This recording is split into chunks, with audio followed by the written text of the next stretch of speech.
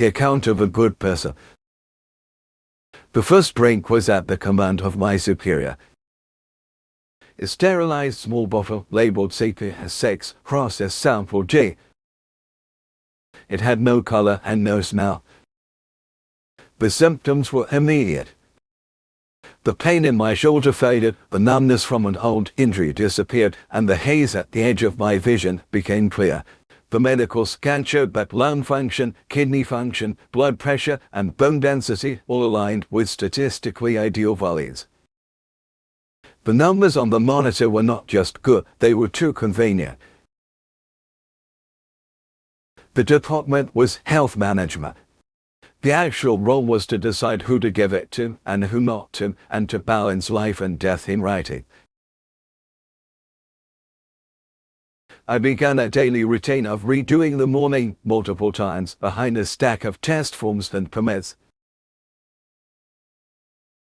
In the beginning, I intended to be a good person.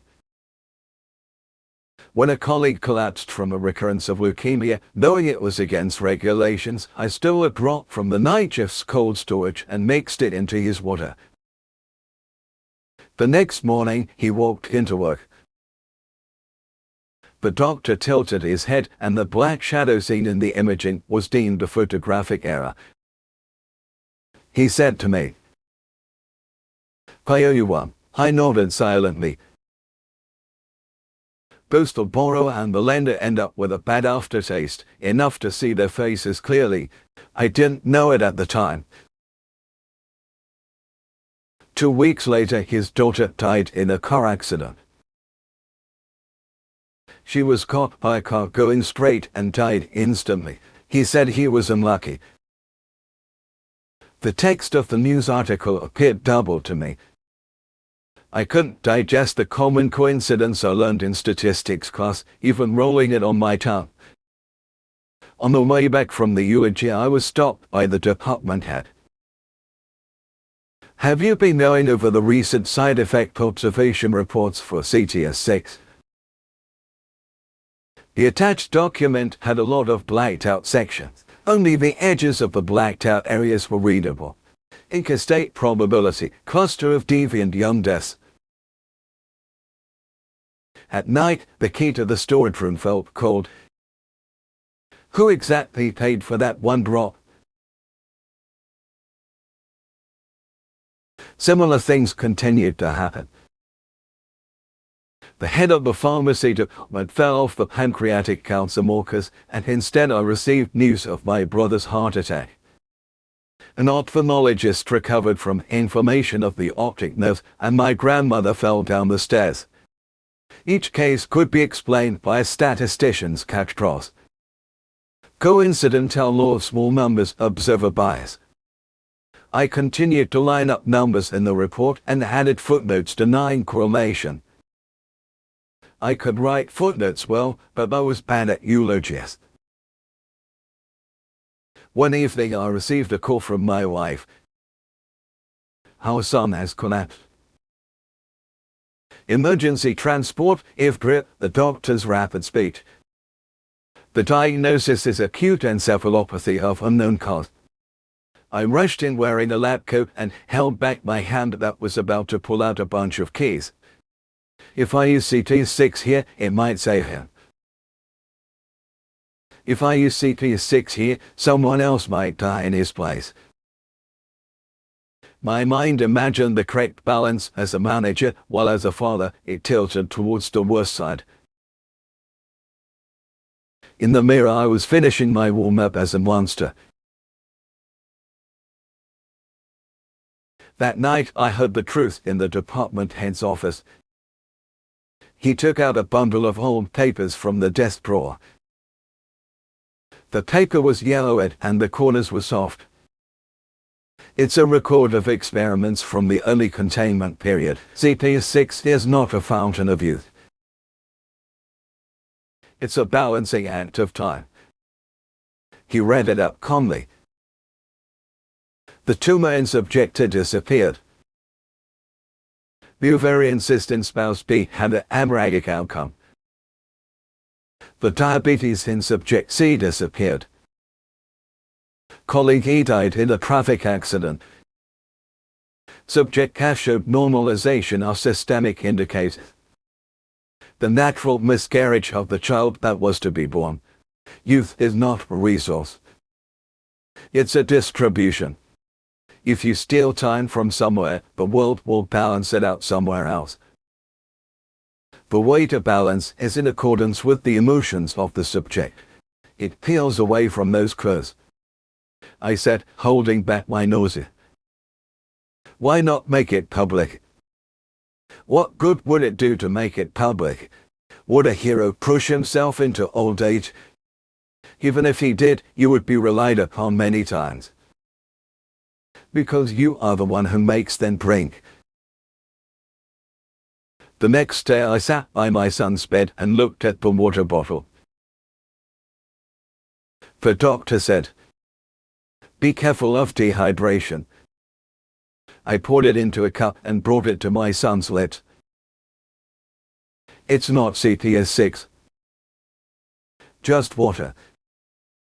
His tongue moved slightly and his throat made a thin sound. The monitor's waves fluctuated and quickly returned. Without knowing how to pray, I pretended to pray. A week later, my son showed small signs of recovery. It seemed unrelated to the story of CTS6. Maybe it really is unrelated. A tired smile appeared on the doctor's face and my wife cried. At night I returned to the health management room and tiddied up a stack of reports. The department head stopped me. The next subject has been decided. You will drink it. He pressed a small bottle into my hand. The people above like pretty words. Let those who know pain hold the key. You drink it and you are stripped away from your surroundings. You come into contact with many people. Patients, families, colleagues. It's sufficient. I laughed. Her dry sound was heard. It's the right sacrifice, isn't it? Choose your pretty words as you like. The department head's eyes were unfocused. Maybe mine were too. I held the small bottle and entered the restroom. I turned on the faucet, filled the white sink with water, and opened the bottle cap. It's easy to throw it away. It's easy to drink it. The difficult part is that neither decision is solely yours. I put the small bottle back in my pocket and headed to the hospital. My son was sleeping and my wife was hunched over in a chair. I put my hands in my pockets. At that moment, the vending machine in the hallway rang on its own and dropped a can. A man passing by turned around and laughed, saying, "Lucky." I shrugged. A chill like an unintended key opening some lock crawled up my back. In the middle of the night, I drank CT6. The place was the emergency stairs next to the hospital room. No one was there. The sensation going down my throat was just like water. My heartbeat steadied a bit and the noise at the edge of my vision disappeared. My phone vibrated. Message from my wife. Dad has collapsed. I sat down on the stairs and rested my head on the handrail. The funeral ended quietly. My wife clenched the sleeves of her mourning dress and I kept bowing my head to the line of attendees. The condolence return bags piled up. Somewhere in my heart I was keeping a tally. My small bottle, my father's heart, my son's brain, my colleague's daughter. The world was desperately balancing the books. If I drink, someone will have night come a little earlier. If I don't drink, someone will have night come a little later. Either way, morning will come. On the day of my return, the department head said, "From now on, you will handle the approval for the administration." I nodded. I had already remembered how to nod. The documents on the desk. Circle for rejection. Circle for approval. One by one I stamped the distribution of the world. I am healthier than before, and my work is effective. I am sicker than before, and sometimes I hear the sound of someone's car stopping in the distance. While making coffee in the break room, a resident approached me. "What kind of liquid is CPS6 really?" I laughed and brought some sugar. "It works very well." "So, it's very bad."